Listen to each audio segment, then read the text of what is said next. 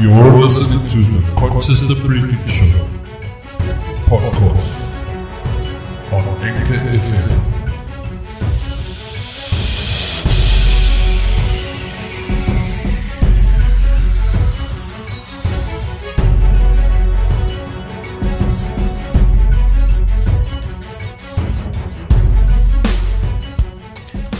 Alrighty. Welcome back to another edition of the Conscious Briefing podcast. My name is Jason Bett and I will be your host for today's podcast. It is now the 12th of January 2020 at just gone after 6 o'clock.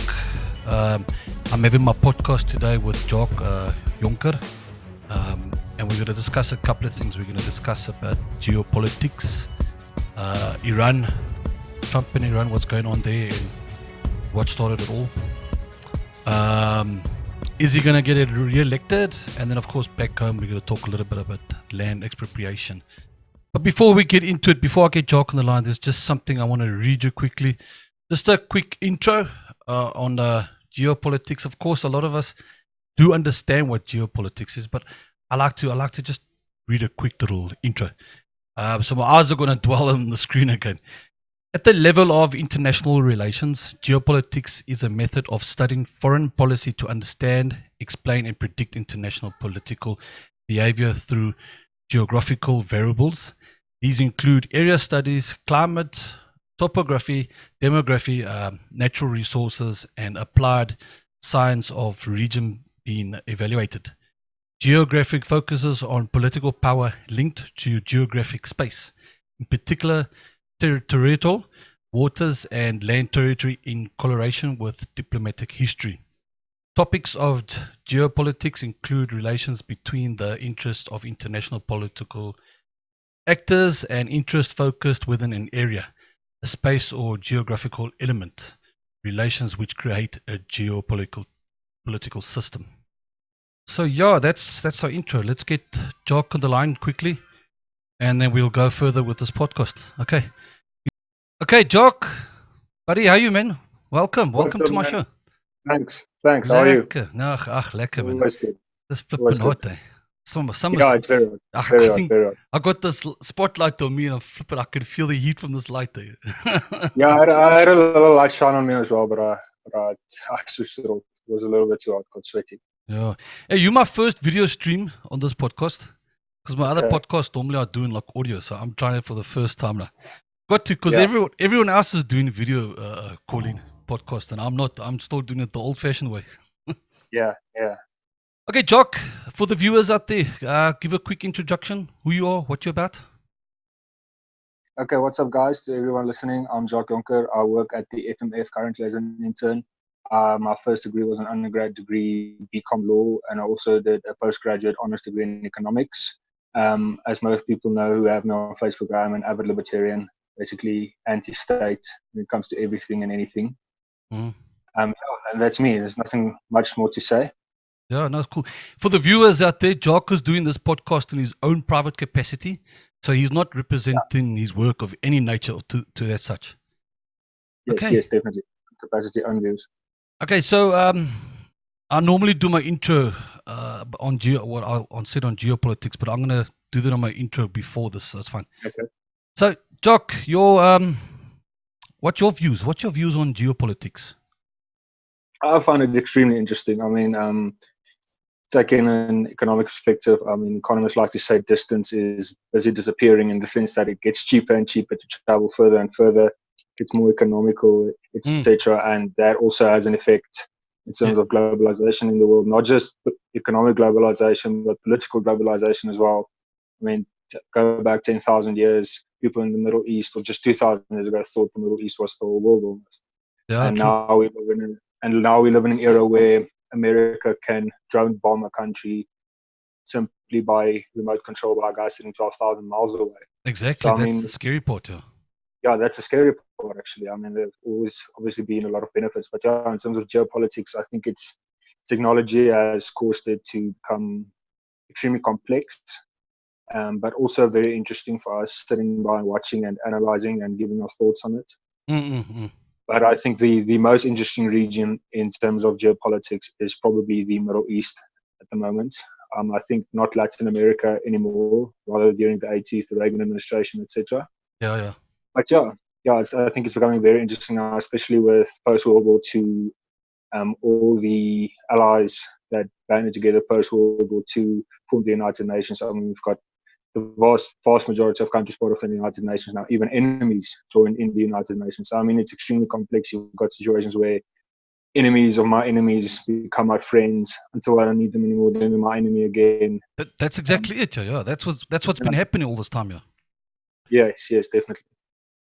To the viewers out there, I mean, okay, so some people, me and you, we know what geopolitics stands for, but geo is generally understood to be short for geography, but that is slightly misleading. A simple way to understand geo means world. And politics is one of the most notoriously difficult term to define. Politics could very well be two things, two things: power and distribution of who gets and what, where, when, and how. Who gets to decide this? That's the big question, eh?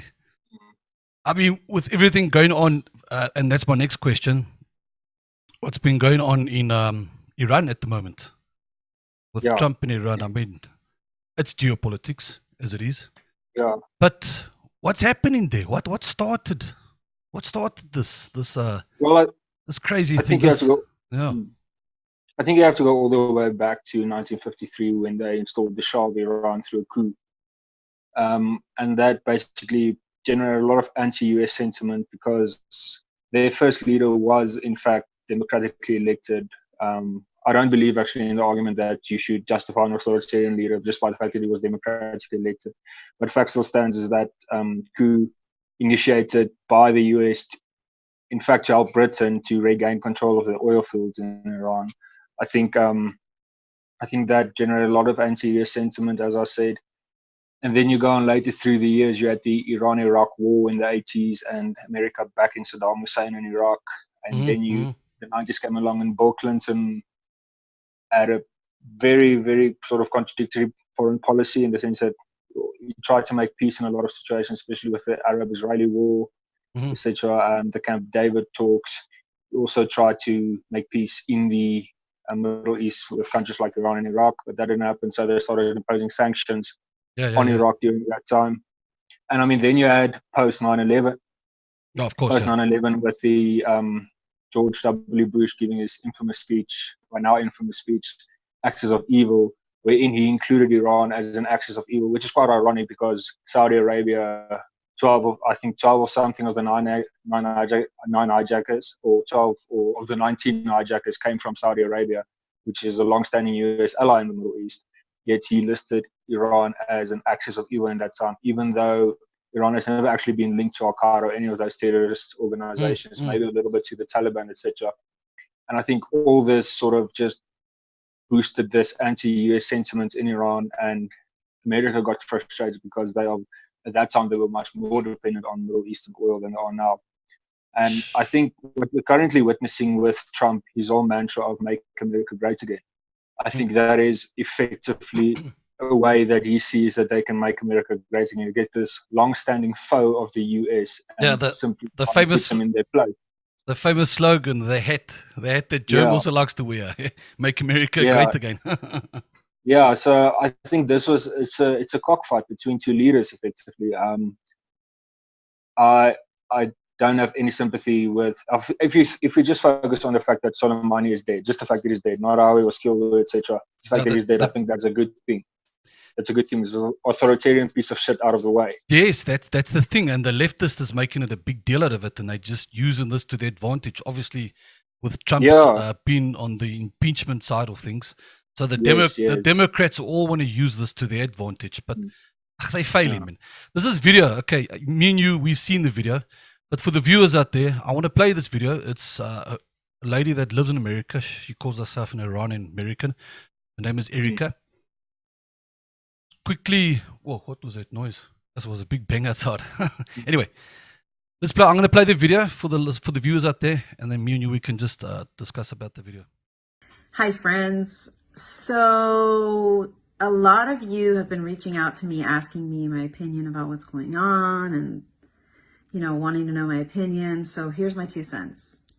For those of you who don't know me, my name is Sarah, also known as Erica for my American friends who can't say Sarah. I am Iranian American. I have spent the last 12 years of my life as a human rights activist working on Iran policy, watching the Middle East. Yeah, it's a super complex issue. And many of you probably before today had never ever heard of the name Mohandes or Soleimani. But I feel like we're living in the twilight zone, guys. I'm completely outraged at this notion that the propaganda machine that is the media is glorifying Qasem Soleimani. Do you people know that this man has not only the blood of Americans on his hands, but the blood of Iranians, Iraqis, Yemenis, Afghanis? I mean, since when did we start mourning the death of a terrorist? I mean, seriously, I've had like friends on the left, both Iranian and American, attack me for echoing the rhetoric of my people. The people in Iran are happy. The people in Iran are happy that this man who was responsible for the slaughter of so many people is gone. Like, where was your outrage last month when the regime slaughtered 1,600 kids for peaceful protests? Where's your outrage for the thousands of political prisoners that are in Iran right now? Where was your outrage when the Hashtashabi took over the American embassy and like vandalized it and killed an American contractor? Like, I don't understand. So I'm sorry if I'm ranting, but who cares? My opinion doesn't really matter. But for the, in the interest of those that have reached out, here's the deal. I'm an Iran watcher. I'm an Iraq watcher. I'm a Syria watcher. I'm an Afghanistan watcher. And for the people on the ground, they don't hate America. They don't hate Donald Trump. In fact, there's a lot of trending hashtags right now from Iran on Twitter.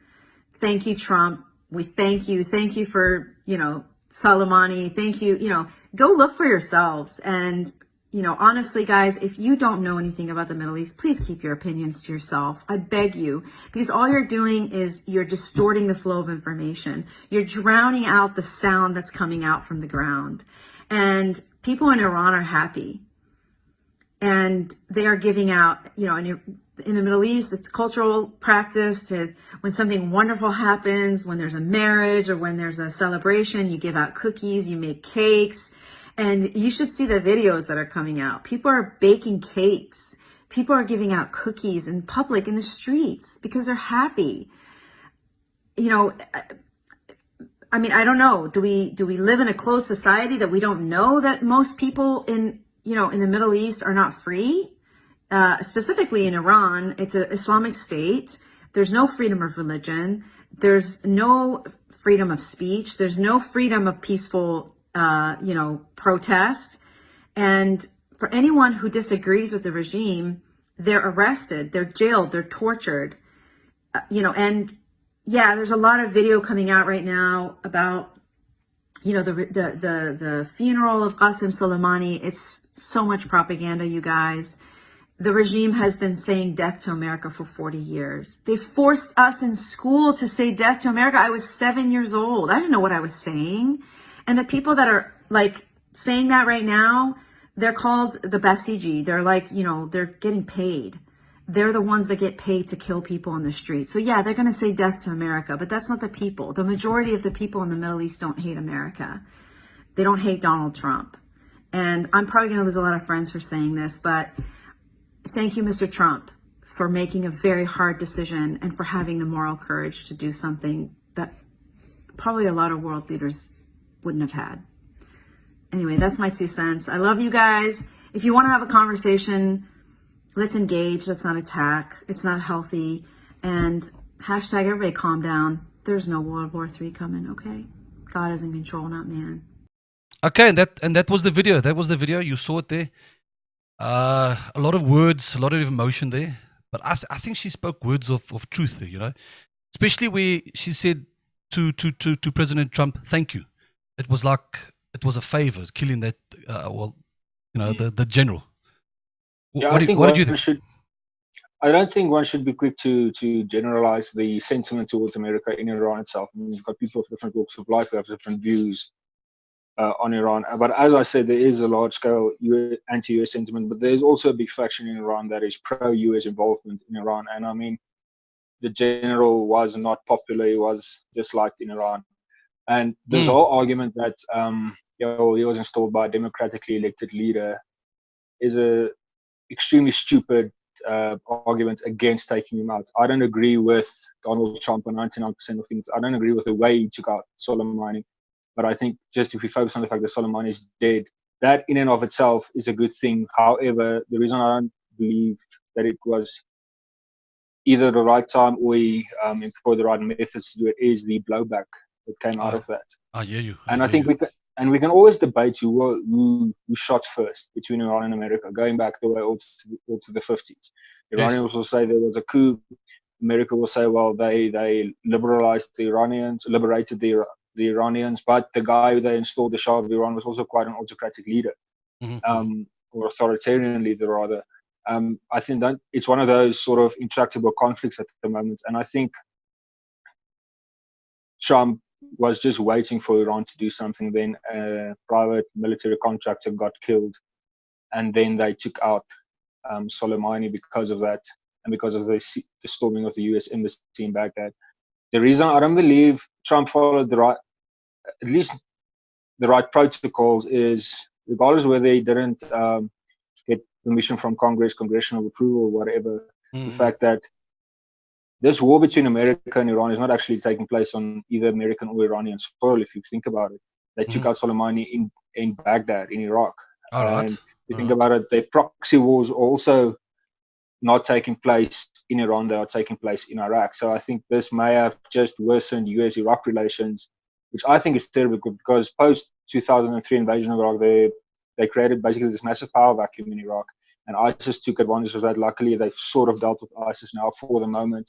Now Mm-hmm. you are stuck in a situation with the host country, if you want to call it that, forced them out of Iraq, and this creates an opportunity for Iran to wield power in Iraq through proxies there. This creates the gap that ISIS maybe will consider coming, potentially to launch a comeback or something. What you also have to remember is Iraq serves as a geographical buffer zone between Iran and Saudi Arabia. Mm-hmm. And now the issue with this is America is out of Iraq, but Saudi Arabia, they really need America to back them up in Iraq because they need to prevent Iran getting closer to their country at all cost. I Mm-hmm. mean, this could well have been the trigger to trigger stronger relations, maybe even between Iran and Iraq at this moment. But it's unpredictable. If we think about suddenly the tension decreased a lot after Iran launched a mostly failed airstrike against bases in Iraq, and then Trump said all is well, nobody was hurt, That's right. He and said Iran said, no soldiers would hurt. yeah, Yeah. And then no the soldiers. Iran media sent a media saying that there was 80 or 90 soldiers being killed, something like that. Yeah, but I think Iran, they know they don't have the muscle to stand up to the Yanks. But now we've got the situation where a civilian airliner was shot down Yes, I was by gonna ask Iran. about that. Yeah, that's right. Yeah. I see this as, if you think about when Reagan, along with Bush Sr., shot down the Iran air flight back in, I think it was 88. Uh-huh. I Okay. don't know. I'm not sure if this was sort of retribution for that. I'm not sure. I don't know what their plan was. I do not believe that the plane was shot down by accident. I think that's absolute bullshit. There's a How do lot. you There's a lot of speculation. how do you mistake a plane like that just after takeoff? And it's not even 11,000 meters into the air. Propaganda, but I think it's just propaganda to just incite more towards Trump. Obviously, lots of people, if you look on social media, they're saying it's Trump. Trump shot the plane down. But we don't know. Yeah, look, Trump. The Canadian president has set an investigation on it. Yeah, and I mean, at the end of the day, I mean, the Canadian authorities and all the other authorities of the civilians who were sadly died in that crash. They want justice for their people. At the end of the day, Trump didn't pull the trigger that shot the plane down, but one can justifiably argue that he escalated this conflict to an extremely high level when he assassinated one of their leaders effectively in a drone strike. I mean, that's one of the other things which I disagree with Trump on, is how he did it. I mean, if you really want to take out a leader, I think he should have been a bit more controlled in his approach. I mean, if you really want to, why not just for argument's sake, employ your Secret Service agents there, the CIA agents, whenever you need to take him out, then to take him out in that way. But you just bomb him so publicly, not even in his own country, but in another country. I mean, that's just it was just extremely stupid the way he did it. I mean, it caught the world's attention. I mean, if you think about back a couple of years, and if you think back a couple of years when Russia took out one of their own agents, I think they poisoned the guy's daughter as well in Britain, and the world has largely forgotten about that. But imagine how Russia had gone and drone strike the guy. Yes, it would have been a colossal affair. So I don't think Trump was very wise in how he took out Soleimani. As I said, the fact that he's dead is a good thing. I think a lot of people are relieved about that. And I think a lot of people are relieved when any authoritarian leader is dead. But I mean, you do have to be tactful when it comes to these things, because it impacts a lot of people. It has knock-on effects. You know, the other country are going to try to strike back, and that can kill innocent people. Because the big question is, a lot of skeptical people out there, they all say World War III is here. This is going to start World War III. But personally, I don't think this. No, this is not World War III, man. This is nothing. And I mean, look, you've got a lot of libertarian arguments, very strong arguments against what he did because of the knock-on effects, against attacking Iran. I don't believe there's a problem in declaring war on a country in self-defense. Yeah, exactly. But, if anything, if the world will get affected, it will be economically, like stock markets. They will be affected, of course. Yes, and the issue I have with this whole approach is that at the end of the day, you are using people's lives as a means to an end when you wage war in another country. Yes, which I believe it is only justified in self-defense, possibly even preemptive self-defense. But let's entertain the argument this did erupt into a full-scale World War III. I mean, I don't think anybody who's against state action or in powerful interests of government would effectively argue for that. In the sense that innocent people will die. So why will you undertake an action in which innocent people will die and they will effectively be used as a means to an end and just be regarded as collateral damage? I mean, I think you have Mpiake Dlamini on Facebook. Yes, he's made this argument over and over. It's a very strong argument. Martin van Staden has made a counter argument. I think he makes some good points. Personally, I believe that waging war in self-defense is fine, preemptive self-defense, defending other people from other countries against authoritarian leaders. It's fine, but you have to be very, very, very, very, very careful in how you do that. Of course, yes. And I don't think Trump was very careful in this regard. One more question before I go to the next question. I don't know. I'm a bit confused about it. First, I don't even know if it's true. Trump asks South Africa, will they assist him in Iran? And then comes this airplane that crashed in Congo. I don't know. If it really happened. Yeah, I don't know what's going on there. And then the condolences, and he sends out condolences to the the airplane that crashed. So there's a lot of mixed emotions going on with our army. I think it would be extremely stupid to get involved. It would be extremely. If you are to get involved, I'd rather get involved on the side of the Americans than on the side of people thinking it's okay to implement Sharia law, any form of religious law on people. And there's talks that Russia wants to assist him now. But I mean, like, Russia and Iran have got mixed relations, but it's been growing stronger and stronger ever since the fall of the Soviet Union. So I think that's why World War III won't break out, because everybody knows it will just be a colossal fuck-up. Yeah, exactly.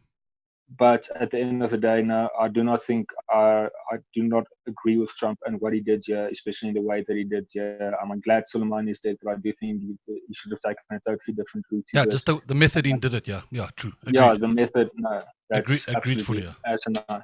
But yeah, I do not think Ramaphosa is or was wise to even comment on who was right and who was wrong in this. Just release a simple statement saying, we have this situation get resolved. Don't want to see endless loss of innocent life, Yeah, etc., etc. like the French president, the Canadian president did it. It was a straightforward. Yeah, because Yeah, I don't think anybody wants war. Nobody wants to see war, no, unless you are a neoliberal or even a conservative war. But at the end of the day, nobody wants to see war. And let's not forget that if this were a democratic regime that undertook the strike, I don't think there would have been as much backlash against, no, say, if Obama did this, for instance. no, I'm with you. Yeah, and yeah, I think there's a lot of people who are just acting out the way they are against Trump with all his faults, exactly because they are just pre-programmed to react in that way. That's I it. mean, I, That's as it. a person who I don't think I've basically ever agreed with Trump on anything apart from a few things here and there, could think to myself, okay, well, I don't agree with how I did it, but at the end of the day, a terrorist is gone. That's it. So with all this, will Trump get re-elected? Hey, good Yeah, question. I don't know. I don't know. Good. I mean, it depends on who the Democrats launch as a candidate, on who they pick as their presidential candidate. That's all it comes down to. Yeah, well, it has to pass the Senate, and then things are not looking good there. The Senate doesn't really agree with the method that this impeachment was done. But I don't know. Things can Yeah, change. I don't know if Trump will win in 2020. I mean, as I said, it all depends on the outcome of the impeachment process. But the Republicans have a Senate majority. I don't think Trump will be, because remember, what people have to remember is impeachment merely means charged in the political sphere. It doesn't mean removed. So he's been impeached by the House of Representatives, meaning he's been officially charged. Now the Senate effectively has to act at the top of political court. I don't think he'll be impeached. I think Republicans are a bit too blinded there by blind loyalty there. It'll be impeached. But whether he will win in 2020 or not, I think as things go on now, it all depends on who runs against him. Yeah, true. I think if they let Joe Biden run against him, Trump will win. Yeah. I think if they, I'm not sure. The thing is about Bernie Sanders, the communist that he is the fact that he knows how to read an audience and how to frame his answers. He's very, very good at that. I mean, I've seen him in debates here. They've tried trapping him and sort of to agree, sometimes succeed, sometimes he fucks up. But at the end of the day, he's very, very good at reading an audience and saying the exact same thing, but just in a different way to speak to different political audiences. I said it on a comment 2 days ago on a Facebook comment that Yeah. Hollywood actors, I mean, they like to act on it because they're actors and they're good at it. So they're good at making people angry and they're good at making people sad. So in effect, Democrats as well, they like to make people feel angry and sad at the same time. So you're right what you're saying there. Bernie Sanders, he likes to play with people's emotions. Yeah. And I think Trump also likes to play with people's emotions. He loves reading a room because then it knows exactly what to say. And how to say it. I mean, if he's campaigning in the southern end of Texas, who are on and on about the border war, he's campaigning in the northeast of America, where he doesn't have that much support. He'll go on and on about the liberal elites. I mean, he changes his narrative as he moves across the country. Yes. But yes, I think this election will be extremely interesting. Only about 10 months left. Personally, I think it will be Elizabeth Warren who wins the presidential ticket, the nomination on the part of them. I think it will be Elizabeth Warren or Bernie Sanders. I don't think Joe Biden will be able to pull it off. Any other outside candidates, Michael Bloomberg? No, I think because if you look at the opinions of Democrats in America, a lot of them actually view him as a Republican, basically just freelancing as a Democrat. If you want to put it like that. Yeah. So I don't think Bloomberg will get anywhere. Unfortunately, because I like him.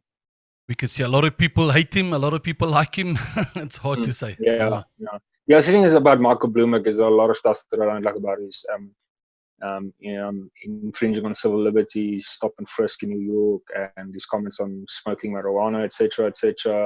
And but relative to all the other statist and interventionary policies that all the Democrats are proposing, I think I'd probably run with him above anyone else.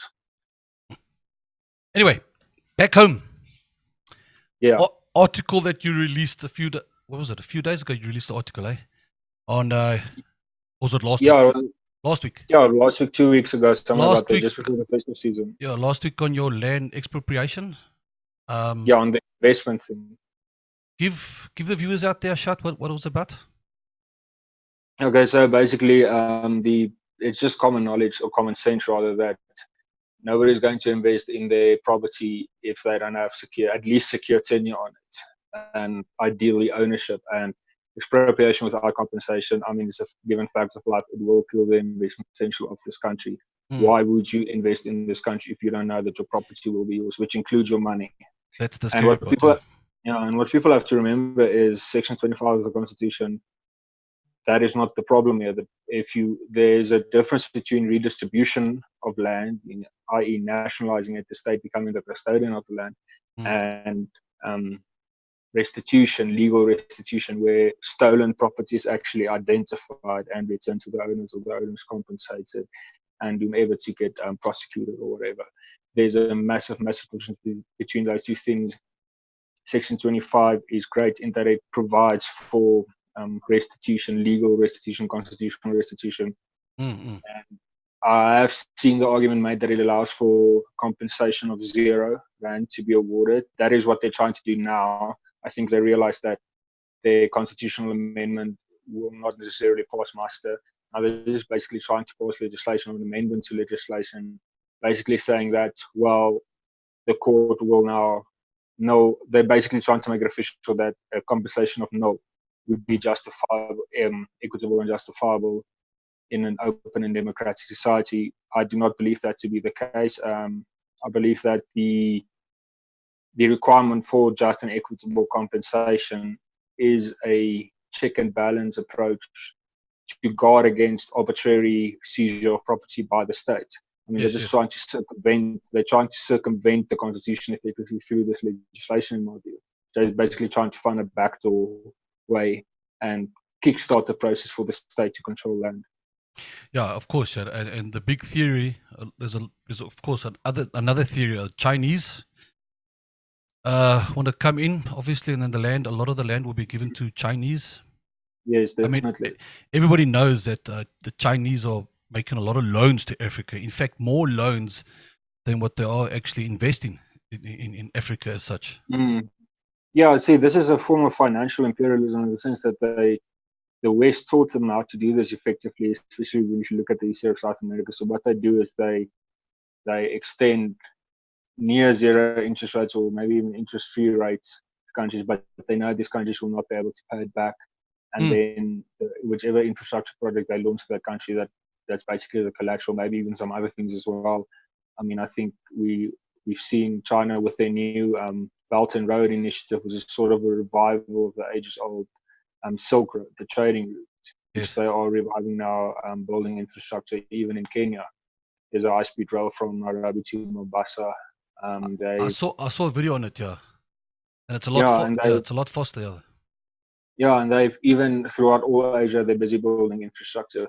But I think what South Africa does have to be wary of is, in these harsh economic times, it's sort of alluring to just get a country to come to you and just give you money at interest-free loan, but the issue is when you know you will default on it. That is the issue, because then China will effectively rule this country. Yeah, the thing is with Chinese, their GDP growth is not growing. So what better place to choose is Africa, because it's a lack of development, and that works for them. That works for them. Yeah. Yeah, and I mean they are pros at creating special economic development zones, as they've done in their country, Beijing, Shanghai, etc. So I think they're basically being Africa as a whole economic development zone for their own benefits. And what's sad for me is people can't see that they're sort of imitating the West, and everybody with this anti-Western attitude in Africa is just saying, yeah, well, as long as it's not the West doing it, as long as it's China doing it, I'm fine with it. Just trying to see people like it. Yeah. Hey, toch, I don't know. Okay, no, I think that's it. Anything else? Okay, cool. Good. Yeah, No, this is no, fun. that's great. This is fun. I What enjoyed do you this. Thanks. what do you think of Germ's Facebook being deleted like that? I 60,000 think, followers. I think it's But absolutely. Listen, Facebook private property. They can delete what they want. Blah blah. The fact that a cartoon explicitly depicting how dumb and asinine racism is now gets depicted as a racist cartoon. I mean, it's crazy. it's absolutely stupid. And not to mention, it's an old cartoon there of Germs. Is it? I don't know much of those details. Well, I've subscribed to his email, so and it was Okay. he mentioned that it was an old cartoon of his, and obviously with Helen Zeller using that cartoon has now caused this outrage. Yeah, I mean, and Helen Zeller, in and of herself, that's quite an interesting topic to go on on another day. But the impact that she'll have on the DA, etc. And with Herman Mashaba actually having come out and written an article that was published, I think, in today's Sunday Times, where he goes on and moans and whines about how the DA got captured by by the IRI effectively. And I mean, this absolutely stupid. And I mean, just on Abram and Shaba quickly, I just want to put this out there to the listeners. A while back, somebody tweeted at him, I think it was Big Daddy Liberty, that tweeted at him, he misses the old Mashaba. Salute, Big Daddy Liberty, salute. Yeah, salute. And I think he tweeted at him, he misses the old free market, Herman Mashaba. And then Mashaba says, no, that old Herman that he misses never existed. Sorry, when he actually wrote a book called The Capitalist Crusader.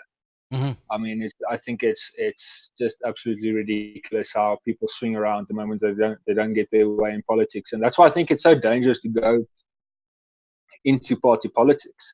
I mean, it's fine, it's warranted, it's necessary to be politically active or just at least politically conscious about what's going on in your socio-political and economic sphere in your country, but to actually go actively into party politics, join a party, etc., and how that can just absolutely change a person into the opposite they were. I think that's quite sad. But yeah, I think what's happening in the DA now is very interesting. Yeah, no, it is. Not looking good for them at the moment. It's very uncertain. Yeah, very uncertain future for the DA. Very uncertain at the moment. Yeah. Yes. And I do suspect Mashaba and Mamane might launch a sort of a shot off party from the DA. Yeah. No, anyway, give a close in there. This be my first podcast. You be my first guest for this year. So, okay, cool. What's your predictions? What's your predictions for 2020? Is it good? Difficult. Is it bad? It's a hard one. Like things stand now, I think it's quite bad. I think what I hope rather what the future holds is more state-owned enterprises going into business rescue. I really hope for that. Prasa and now SA Express. Definitely, I'd really hope Solidarity puts a lot of pressure on those companies where they have employees. I do hope to see much more privatization in South Africa. And I actually bitched a little bit about it on Facebook the other day. It's more than a quarter of my entire salary, not just income tax, in the form of various taxes. Yes. Just go straight to the state, even though I'm not using that amount of goods and services, I'm not getting anything in return for it. So I really hope we see a lot more privatization so that you actually pay for what you use for a lot less freeloading. And just maybe even the ANC coming to its senses with Tito Mboweni there. Maybe you can twist Cyril's arm to get rid of other people in the ANC. We'll never I think their birthday celebration didn't turn out very well. They didn't have a lot of people that showed up. Yeah, but the issue is, where are these people going? They're definitely not going to the purple cows. They're going to the EFF. Yeah. Yeah, that's the real problem. Well, I'm still a purple cow through and through. I'll support them. Always. I know we're on the benchmark at the moment. It's not looking good. For the 10 leaders out there, I've said it on my previous podcast. If they can't lead, then they need to give us a chance to elect new leaders. You know? Definitely. Something needs to be done there. I love the principles. The 10 principles that they stand for is brilliant. And, individualism should be given a chance. The thing is that people don't understand what individualism means yet. Yeah, definitely. I think it's sad that we have such a contempt for liberty and private property rights, etc. And basically just the the autonomy of the individual in South Yeah. Africa and the world over. Actually, I think that's sad. Hundreds. Okay, well, don't go. I just want to give my closing. Okay. And then afterwards, I'm just going to stop the recording. Okay, so people, thank you very much. Jacques, thank you for joining. Cool, man. Thanks for my having me. It was great. podcast is available on Apple Podcasts, Google Podcasts, Spotify, Anchor FM. I will put this on YouTube as well, and BitChute. BitChute, you get more views than what you do on YouTube, because you know the censorship on YouTube is very the bad. algorithms, So BitChute is there. They allow it. But anyway, cool. Thank you very much, guys.